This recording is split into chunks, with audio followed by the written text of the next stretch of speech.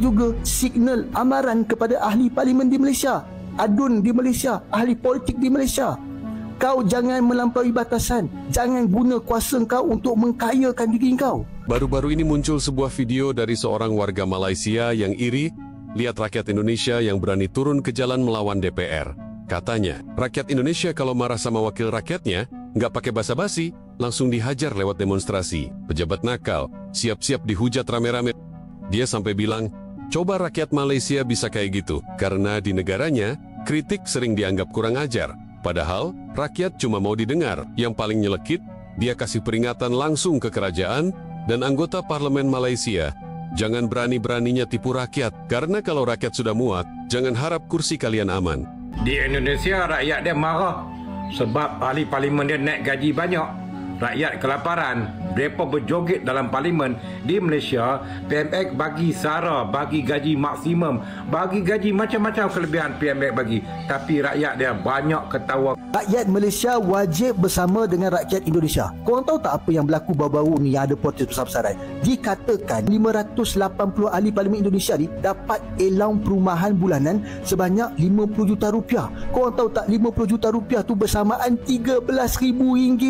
RM13,000 tu banyak, tahu tak? Kalaulah kita orang Malaysia pun menganggap RM13,000 tu banyak, apatah lagi untuk rakyat Indonesia yang ramainya miskin, berpuluh kali ganda lebih besar daripada gaji yang orang Indonesia dapat. Bila mereka marah, mereka buat protes. Lepas tu korang ada tengokkan video yang polis Indonesia pergi lenyek pemandu ojek Indonesia, mati kawan tu. Dan ini juga signal amaran kepada ahli parlimen di Malaysia, adun di Malaysia, ahli politik di Malaysia. Kau jangan melampaui batasan. Jangan guna kuasa kau untuk mengkayakan diri kau. Kau kena ingat, rakyat Malaysia, rakyat Indonesia lantik kamu semua jadi ahli parlimen untuk mengubah nasib kehidupan kami, bawa polisi yang lebih baik, bukan untuk mengkayakan diri kamu, tambah lagi allowance bulanan kamu. Ingat, kami adalah tuan, kamu tu adalah hamba kami. Kami lantik kamu jadi pemimpin untuk kami, bukan untuk diri kamu sendiri. Saya berdiri bersama dengan rakyat Indonesia.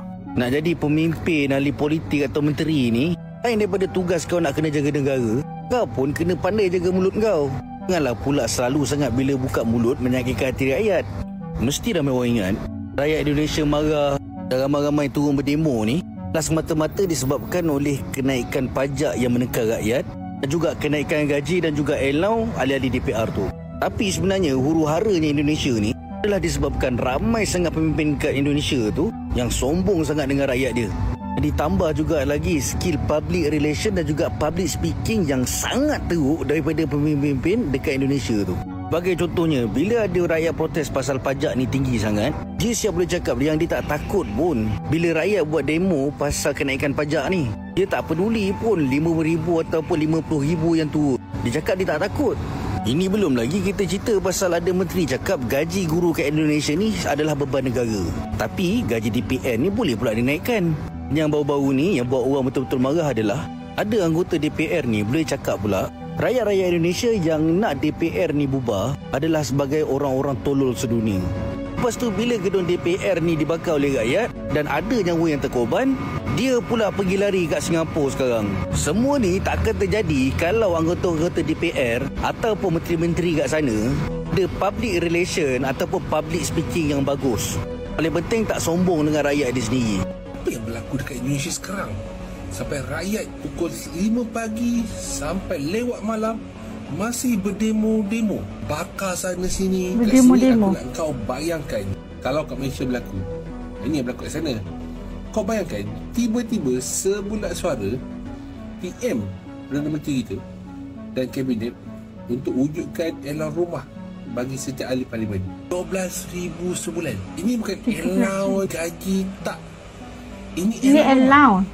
Kalau kau punya gaji dah RM25,000, RM15,000, kau tambah lagi RM12,000 untuk allowance rumah saja.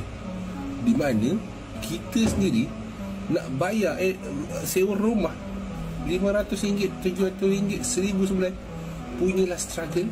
Tapi ahli parlimen dia relax je, RM12,000 sebulan. Mereka luruskan kenaikan allowance ahli parlimen ni. Selepas tu tular satu video di mana semua ahli parlimen ni berjoget-joget happy sebab allowance ni telah diluluskan. Bayangkan kalau kat Malaysia joget zapin, gurau-gurau, nampak muka mereka happy, sedangkan rakyat tengah struggle ni, dalam hidup. Kena buat 2-3 kerja. Siang kerja kat kantor, bila balik ke kerja kantor terpaksa bawa kantor bang. Ini contoh kau bayangkan. Kemudian viral pula satu video, salah seorang menteri ni cakap guru tu beban negara, sedangkan gaji guru, contoh ni kat Malaysia 2,500, allowance tu 15,000, guru gaji dia 2,500. Kau bayangkan macam mana rakyat mereka tak mendidih. Bukan senang. Sedangkan ilmu tu, guru ni yang bawa negara ni menjadi lebih maju sebab rakyat mereka berilmu. Ada pula abang Grab ni kena langgar dan difahamkan dia bukannya join demo, nak pergi hantar delivery, tapi kita tak pasti macam mana dia boleh terjatuh, boleh berada di tengah jalan raya. Sebab ada satu video tular, orang yang terima pesanan dia terima, memang dia kata kak lambat sikit on the way. Memang dia bukan join demo, dia memang hantar, tapi mungkin dia nak lintas ke, dia singgah mana-mana, dia singgah kat situ ke, tapi terjatuh. Macam mana lah rakyat tak mengamuk kat sana. Kita bayangkan lah kalau benda berlaku kat negara kita, kita ni sama je. So benda-benda ni kerajaan kena faham. Kalau rakyat struggle, pemimpin ke atas pun kena sama-sama rasa. Bukannya biarkan rakyat je struggle, tapi kenaikan gaji, kenaikan allowance, macam-macam allowance. Tapi kita harap benda tak berlaku, bukan kita nak. Nah, itu reaksi orang Malaysia terhadap situasi yang sedang berlaku di negara tetangga, di negara Indonesia. Dan ini sebenarnya bukan disebabkan oleh satu situasi aja, kenaikan allowance anggota DPR, tapi udah bermula dari pelbagai isu yang menyebabkan rakyat itu makin marah gitu.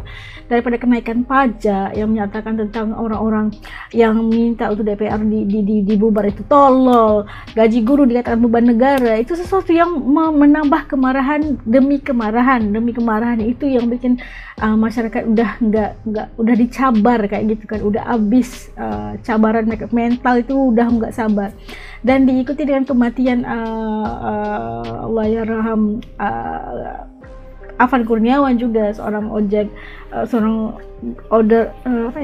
Grab ya. Dan itu mengundang lebih banyak kemarahan masyarakat Indonesia. Iya, di saat orang sedang merasa kesusahan, struggle untuk meneruskan hidup, makan juga payah, makan juga sukar, mereka itu diberikan kenaikan allowance yang super gitu kan. Pasti sangat-sangat kayak gimana ya perasaan kalau sendiri ini merasakan nggak patut. Seorang pemerintah harus menjaga kebajikan masyarakatnya, menjaga kebajikan rakyatnya agar mereka itu berada dalam kondisi yang sangat selesa di dalam sebuah negara gitu kan. Tapi tidak berlaku di negara tetangga atau negara saudara saya di Indonesia. Dan isu-isu ini telah menjadikan satu daripada isu internal kepada satu isu yang sangat sudah viral sedunia gitu.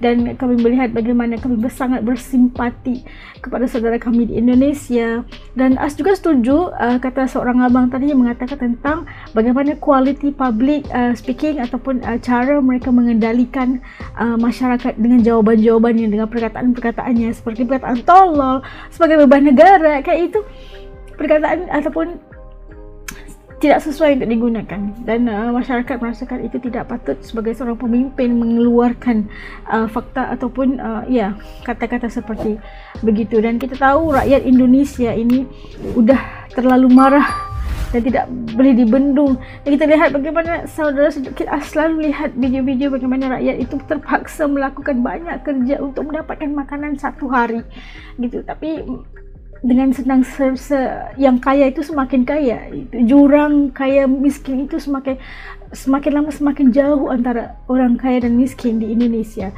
Dan itu yang tidak dapat, rasanya sampai ke sini rasanya. Dan itu juga satu alam untuk negara-negara lain juga, Malaysia terutamanya, jika pemerintah melakukan di luar batas masyarakat rakyat bisa bertindak seperti mana di Indonesia. Mereka demo mati-matian, mereka demo untuk menyuarakan aspirasi. Kerana suara mereka tidak didengari, kerana pendapat mereka itu tidak didengari oleh pemerintah, itu yang bikin mereka jadi marah. Apapun, kami mendoakan saudara-saudara kami di Indonesia terus kuat dan tabah mengharungi ini, dan kami tetap di belakang kalian walau apapun. Kita mengharapkan agar Indonesia segera pulih, segera membaik, dan agar isu-isu ini, apa yang aspirasi yang dimintakan oleh masyarakat dapat didengari oleh pemerintah dengan baik. Terutamanya tak boleh terima kalau dia kata guru itu sebagai beban negara. Masya Allah, guru itu adalah yang memberikan ilmu yang akan membukakan satu lembaran lebih baru, lembaran lebih baik untuk Indonesia di kedepannya. Generasi Indonesia akan datang. Dan apapun, kami mendukung Indonesia.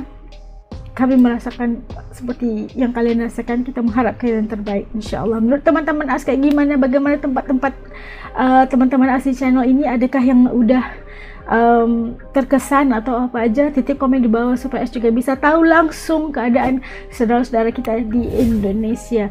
Oke, sampai ketemu lagi insyaAllah di lain video. Assalamualaikum semua, jaga diri, semoga baik-baik untuk semuanya. Assalamualaikum.